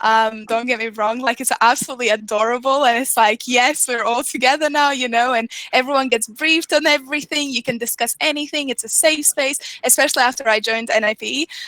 That's sort of what happened. There's 4 of us, and it sort of became this little chat of just the girls, and just discussing girly stuff. But that doesn't necessarily mean that when it comes to business, I would talk to them differently than I would to my male colleagues. So yeah, in that respect, I am the same with both, because yeah, as I said, I think it really matters that we're all professionals, and we all know what we're doing in our space. And obviously we've all been hired because we are very good at what we all do. So I completely trust everyone. All my colleagues are absolutely amazing people. So yeah, and to talk more about the aspect of sort of checking in on each other, and making sure that everyone is okay and aware of what could happen, because we are still women in this industry. I think I have faced that a couple of times, especially when I sort of worked with universities and their Twitch streams. There were a lot of gamer girls who came to me and they were like, I actually want to start streaming. Could you give me any advice, etc. And that was sort of when I gave the advice, you should still have moderators in your chat, no matter how small your stream is, because these people do come in. So it's important that you don't take that to heart. And I feel like to a lot of women, as we've spoken previously, we are very emotionally invested in stuff. And I think if you're, for example, streaming and something comes in your chat and it's completely trolling you, or recently on Twitter there was posted a stream highlight of one woman where a male came into her stream and asked something about her underwear, and she completely so that not even put him down, but she replied in a way that you were like, yes, that's exactly what everyone should say. Because it's very common for males to go, oh, you don't get the joke. It's just a joke. Some other woman would understand the joke. And it's that part of people not understanding what actually is a joke and what is inappropriate. And when you get called out for it, you're like, oh, I was just joking, but you actually weren't. You know, you were actually expecting a serious answer. But when a woman completely tells you off and is like, yeah, no, this is not acceptable, you're like, oh, no, it was just a joke. And I feel like that is where the difficulty strikes, is that a lot of women shut those comments out and they don't actually know how to respond to them, because deep down they might offend them, you know. And when anyone, male or female, gets offended, a lot of people shut down. They don't know how to reply, you know, and reply in a polite way, which I feel like for streamers, that's also very important, that you actually still stay true to yourself and you still stay polite. So yeah, I think there's a lot of things that should be sort of known, and it's very important that we, as already people in this industry, actually warn other people wanting to get in this industry and wanting to make their own mark. But I don't necessarily would discuss any business or anything differently with a male Excellent. or a And I female. agree. Sometimes you do have to um, make your stance in saying, well, I'm going to treat everyone on the same playing field and not give any type of leeway one way or the other. At the same time, I will say this, like for myself, I do have a sensitivity towards women where, if something is going on, I am going to look at their side and see exactly what is happening and then make that final determination for myself. So I definitely agree with both sides of that issue. Really quick, I just want one or two sentences from everyone. What is the single best piece of advice that you could give someone aspiring to work in the esports industry? Just a quick answer from everyone. Kaila? Oh, okay. Know your value, don't oversell, and be willing to admit when you don't know and or were wrong. Anna? Know exactly what you want to do. Nobody's going to give you a job because you come up to them and be like, I want to do something in esports. I'm so passionate. I really want to do it. Passion is really, really important, but have real life skills that apply to esports and know how to use them. Know exactly how you want to do it. Anzi?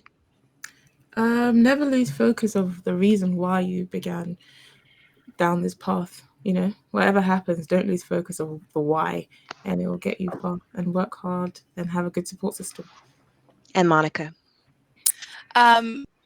Probably get transferable skills as you are learning, gaining experience, going to study, choosing what you're going to study, anything of that nature. If you want to break into this industry, gain as many transferable skills as you possibly can, because once you actually go into something, that you've absolutely set your mind to, and if you only have experience in that particular field, and once you actually dive deep into it as a professional, it might actually not suit you.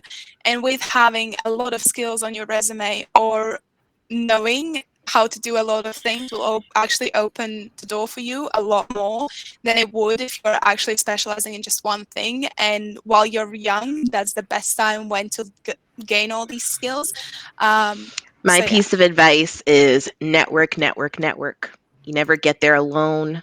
You never know everything. If it's a path that once you go down it, I'm not going to say there's no return, but what I will say is that it's important to you. That's why you started. So keep with that path because it was important to you from the beginning. So it should be important to you at the end. And we're going to go ahead and move into our final section. This is going to be for our Q&A.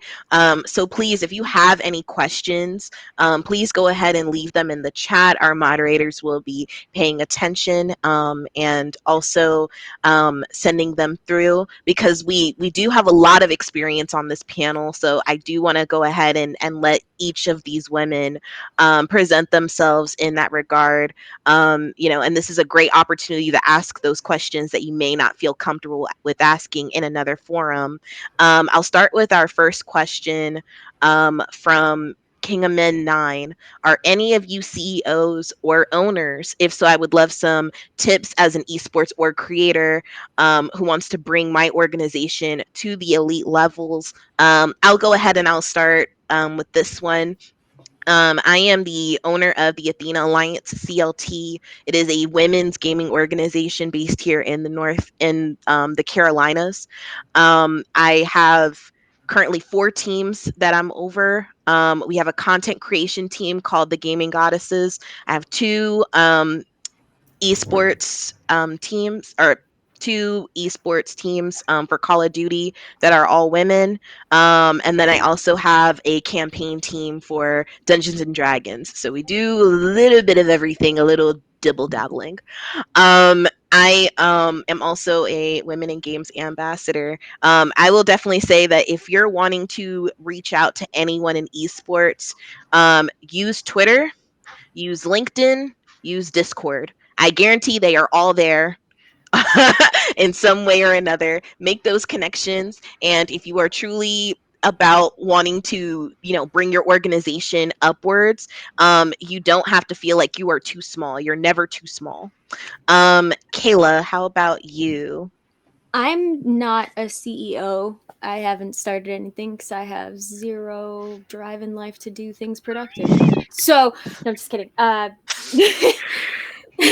Yeah, I can't really help you there, but I will say, especially in esports, money is ultimately the thing that decides if you live or die, sadly. So just don't mess with that, because that's been a thing that messed up a lot of early organizations, is not paying out or promising more than they can deliver, or trying to go too big too fast.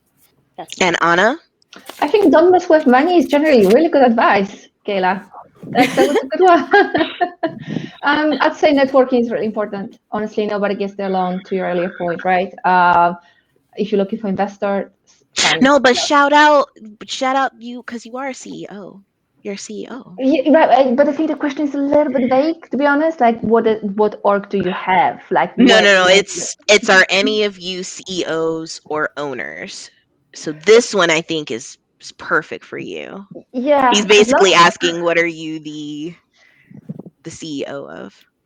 Oh, what am I the CEO of? Oh, my own company. Yes, co-CEO, by the way, because Nicola That's Sherman. it. Oh yeah, that's me. Exactly. Spelling dropped. It's a story mob, guys. The Communication Story Mob, look them diplomacy. up on Yeah. Twitter. Very I feel like avid on Netflix there. should, because of the previous story. Just saying. Kayla can't stop laughing. Thank you, Di. I appreciate it. I just completely missed that question. I Anyway, love you, Anna. moving on. I hope I can come back. No problem. And how about you, Anzi? I guess I'm the founder of Melanin Gamers, and You in terms of, guess? I would say, just collaborations. I love a good collaboration. MG is always collaborating with someone or the other, and that helps you. You can uplift each other. You can grow together. 2 voices are better than one. 3 voices are better than 2. That sort of thing. Literally, collaborations is key to almost a lot of our growth. Networking. You don't know, like someone random will help you. That's literally just asking, oh, do you know how to do this? People are, I would say most people are willing to help more than you realize if you just kind of just ask. Don't badger.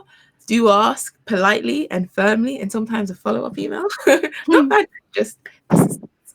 And just like networking, as Emi said, LinkedIn, Discord, Twitter, those are the places. Just look out for, use hashtags and follow certain pages, and people will just naturally come to you after a while. They're like, oh, I heard you're doing this. I do this too. Should we do something together? It's as simple as that, really, to be honest. We have a question from N.A. Mackenzie, and I'm actually going to direct this over to Monika. Do you notice a difference in attitudes towards women across the various titles in esports? You coming from the collegiate esports scene, I think you would be a great person to answer that one. I wouldn't necessarily say yes. I think in any esport title, there is, as we spoke previously, there is this stigma around women, that a woman can't be a professional gamer. I think that is changing now significantly with time. Exactly as has been mentioned multiple times, and Emi saying that about the team she's creating, etc. It's that sort of a way how a lot of people are trying to integrate more professional women gamers into esports titles. So I wouldn't necessarily say that it's based on a title that is, I don't want to say disrespecting women more, but sort of turning away from involving women. So I don't think it's based on the titles themselves. I think it's more on the experience and, as we mentioned, on the time that a woman can actually dedicate to something, to a certain title or a game. So yeah, I think it's more about how much time we are ready to dedicate rather than that it's based on a title and each title would overlook a woman more. That's at least We my have a opinion. question from Inquisitor Smolex, and this one is directed towards Anna. What advice would you give to someone looking to go into PR within esports? There's this great website that has all the jobs in esports. I think we can guess the name. That's where I find all of my best candidates, Hitmarker Jobs, to be honest. Shout out to them. Really, tons and tons of great people come through there. The three things you have to do. One is find an opportunity in esports, in comms. Two, figure out how your skills that you currently have apply to that job. Three, make your cover letter stand out. If you write a cover letter for a job at the story mob and you start with dear sirs or dear hiring sir, you're not gonna get a call back. There's a female leadership team that's hiring for this role. This is basic research. But write me something exciting. Don't misspell esports. Tell me why I should care. If you want to be in esports comms, you should probably already be in comms before you consider specializing in esports. And by the way, there is no such thing, because if you can do PR for a video game, an event, a brand, whatever, you can transfer the writing, the pitching, the relationship building, networking to esports. It really is. I taught myself esports PR within a few years. It wasn't a profession that existed, back in 2012, 13. Yes, it existed, but it wasn't like a dedicated. Yeah. You guys know what I mean, right? Yeah. So I don't know when to stop talking. Those are the top three things I do. And again, there's this amazing website you should check out for sure. And we have a job there as well on it right now. So I like the shout out. Camera finger guns. Making her mark in esports, Hitmarker, ladies and gentlemen. Yes. We have a question from Elka Pau. Are there recommended ways gaming organizations can find knowledgeable women like yourselves? Oh, thank you so much. Who want to help improve efforts to be more inclusive? We are an all-volunteer nonprofit gaming organization.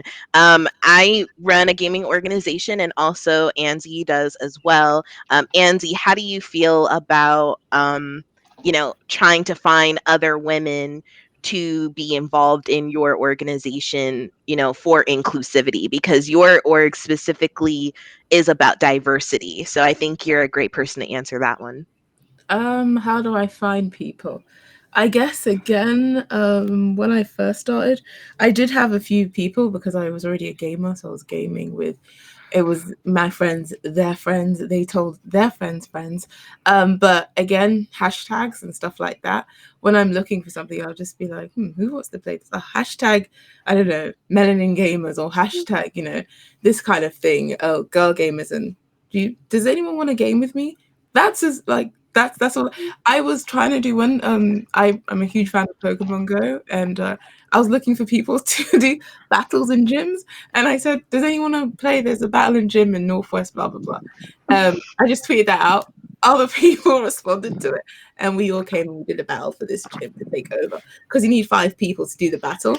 So I would say, first of all, Google, depending on where you want, women gaming organizations. Just put that into Google. Black gaming organizations, and there's actually lists for these things that you'll come up to Google, you'll click around, and you'll see that the similar names keep popping up, or organizations, and just reach out to them, because if they're doing this thing, they'll want to work with you. They'll want to be interested in. I mean, that's how Emi and I hooked up with Athena Alliance. So Yeah. I see this thing. Oh, we're doing similar things. Hi, I'm Annabel. What's your name? So people are, again, most people are friendlier and more sort of, and we all want the same thing, kind of thing. We all fight for the same cause. So if we work together in doing it, we'll cover more ground, basically. That's what I believe. That's a big aspect of it, I think, is the cooperation, because you can have your own organization, alliance, whatever. It's just about partnerships and working together. And That's right. you don't need to steal someone from someone else's industry or organization to make yours more diverse. You just need to accept the other people. The people will come. Like, if you put it out there, the people will definitely come. We have a question from GGWP Academy. Are the panelists each actively engaged in mentoring other women? For myself, I actually do have a mentorship program established within the Athena Alliance. So if you're wanting, it's on a very small scale than Women in Games, because Women in Games also has mentoring from I would say from the indie to AAA level. So if you're already in the industry and you're wanting to advance, Women in Games does have that. I would say with my organization, we're more on the grassroots side of things. So if you're wanting to learn basically how to get started from, coding, to you wanted to get started with learning how to cast, or just simply getting equipment to get started, that's the type of mentoring that I would have at my organization. Does anyone else on the panel have anything like that? And if so, where can these people find it? We don't have mentoring, but when people do, we had like in real life mentoring, which doesn't exist anymore, of course, because no one goes outside anymore. Now we just sort of direct people to this organization are doing it, that organization are doing it, this organization are doing that.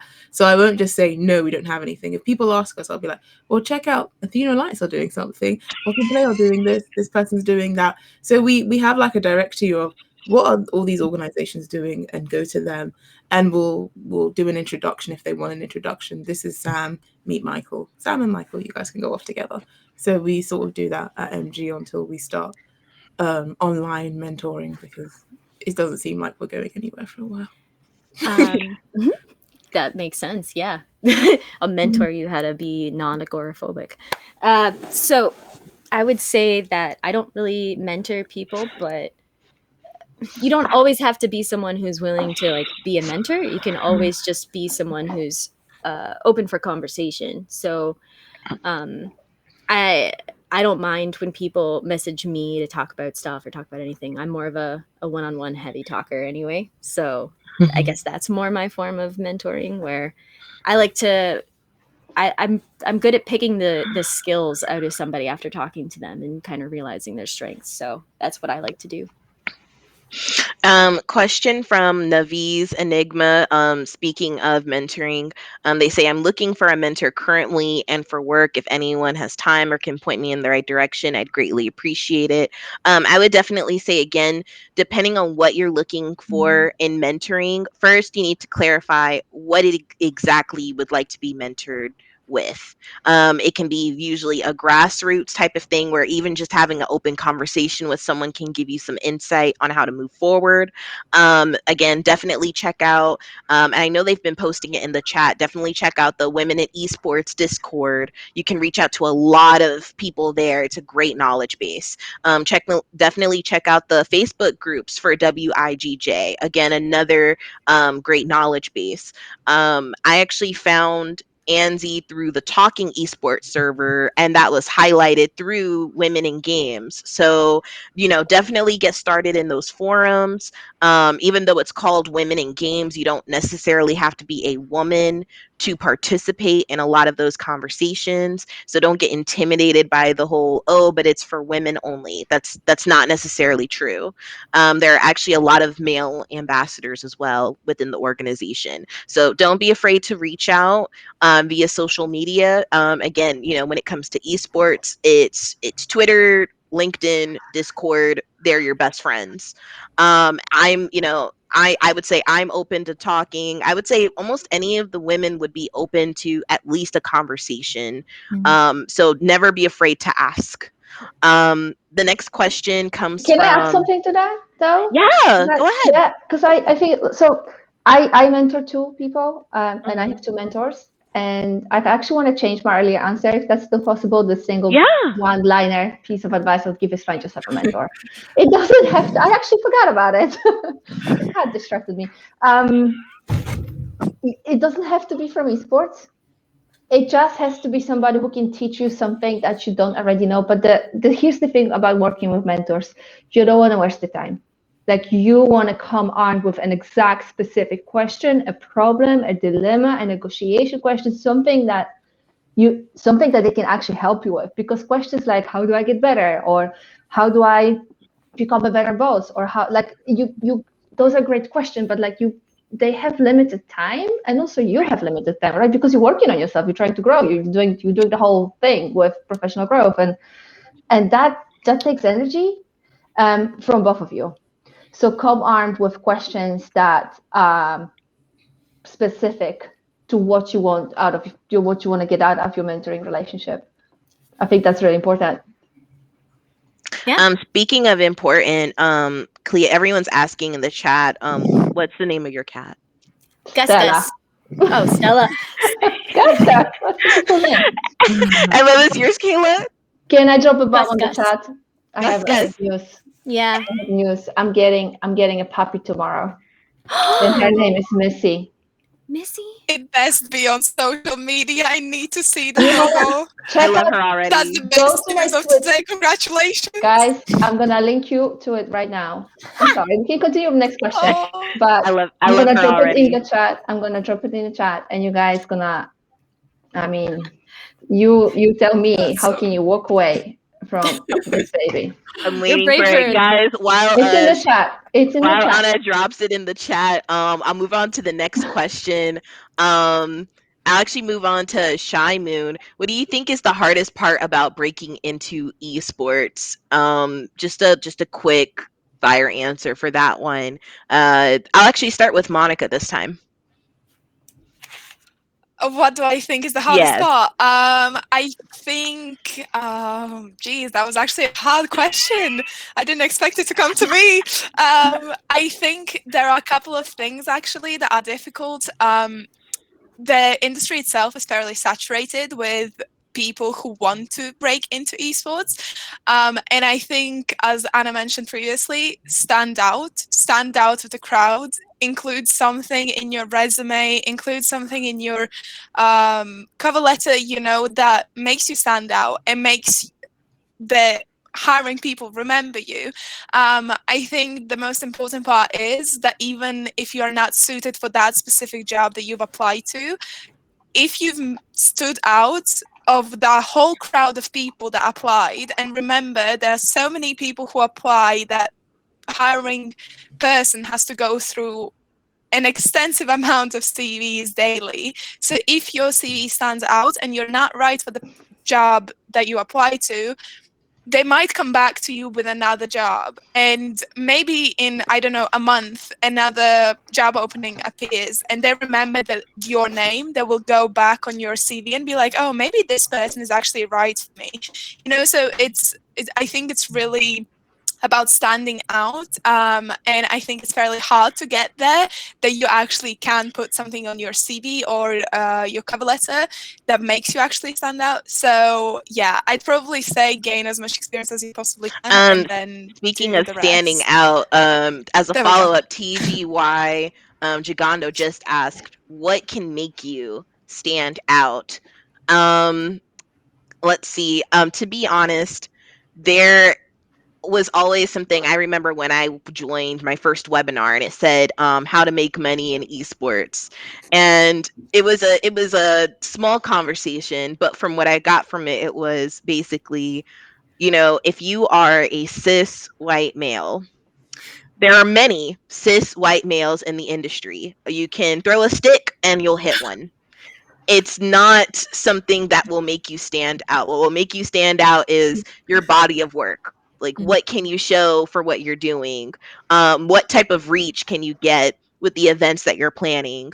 What are the type of people that are joining into these events? And, how are you going to help, not just with showing that we can be inclusive, but also how can you effectively show what our product or organization is? Those are the things that will, at the very least, help you stand out. And if you are a cis white male, I don't mean to say this in a way of saying like, well, you just shouldn't try to, do anything in esports at all. That's not exactly what I mean. What I mean to say is that if you are one and you're trying to join in the industry, other than you being a cis white male, what are you actually bringing to the table? Are you bringing your passion? Are you bringing, your experience or, different skills that you have? Like, what are you bringing to the table? If you can't effectively answer that question, then you're not really standing out in the industry. A question that we had from, again, it's GGWP Academy. At what point in the future do you see women being better accepted or treated in esports? And anyone can answer that question. Can I ask a question back? Ooh, go ahead. I mean, so I don't think women aren't accepted in esports, first of all. I mean, I have a career here, so I feel like I have a good point of view here. But like, at what point are we going to call out everybody who does the things that make us feel unwelcome? So like, right back at you. Like next time you hear somebody talk shit, sorry, I can't say that. Say, troll in chat or sorry, Kaila. We were so close, Anna. We almost got to, and I spilled tea on my desk, and and everybody wants my puppy now, and it's a whole thing.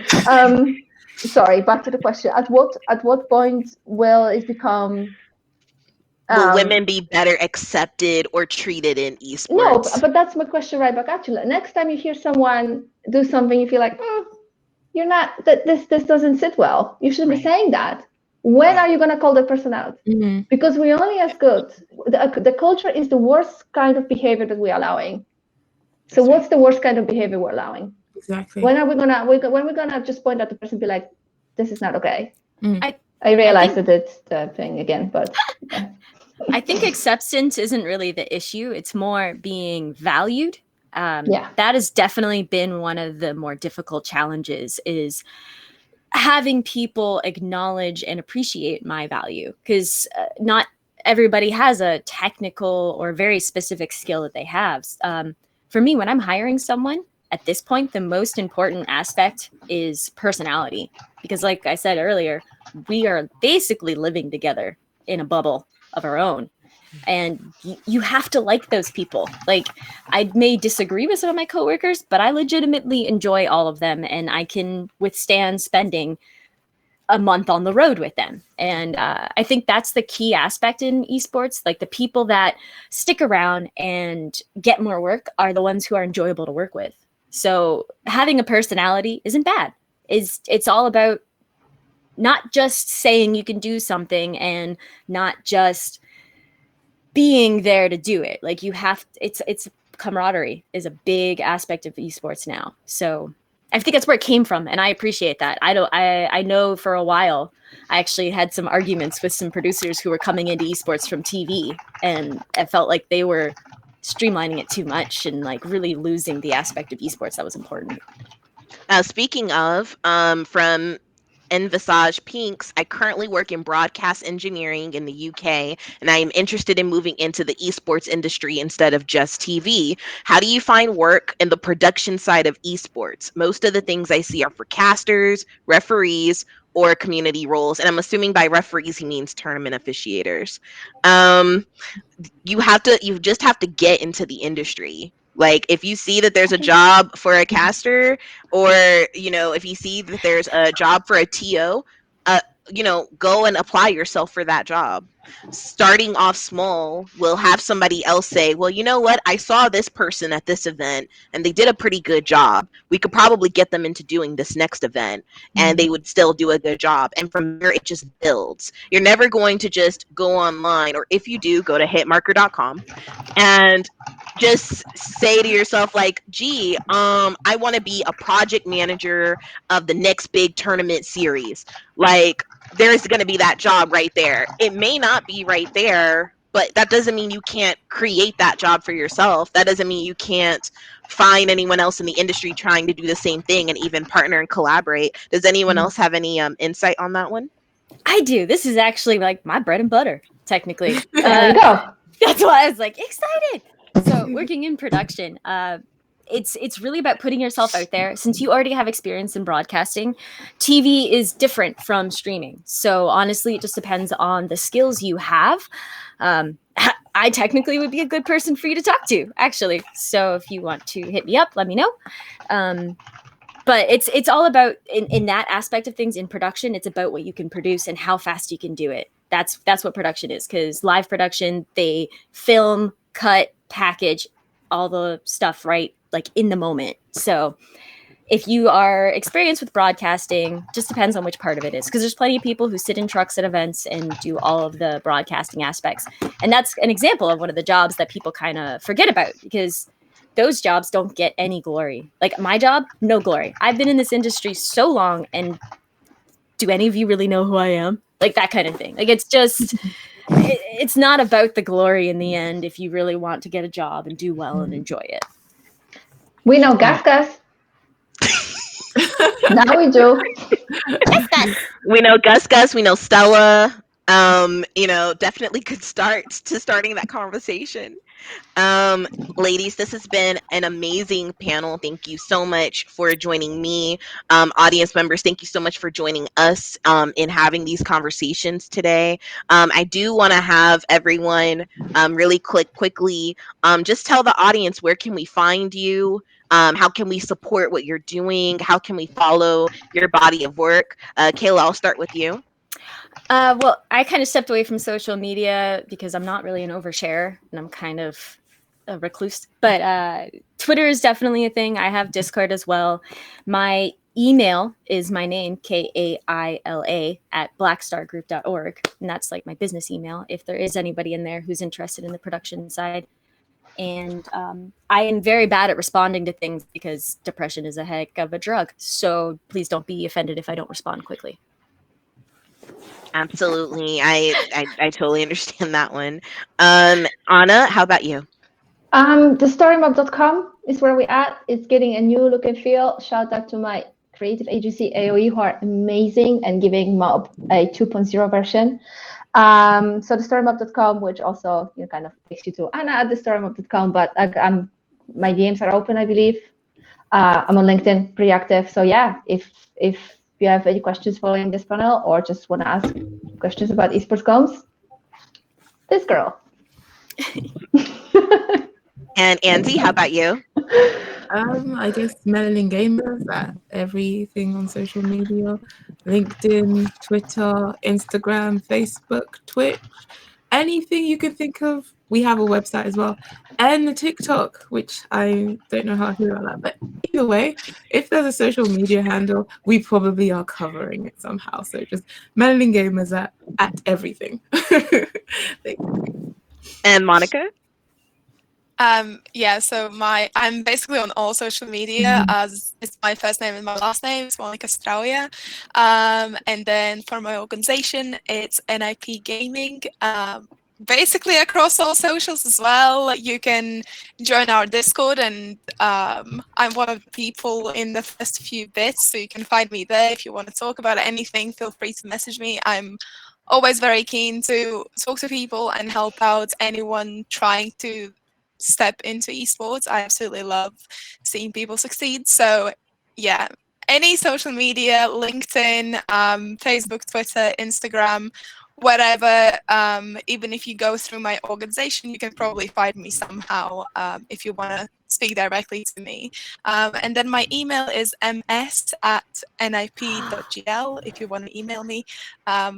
I am very active on socials because that's my job. So, I will reply within minutes pretty much if I'm busy.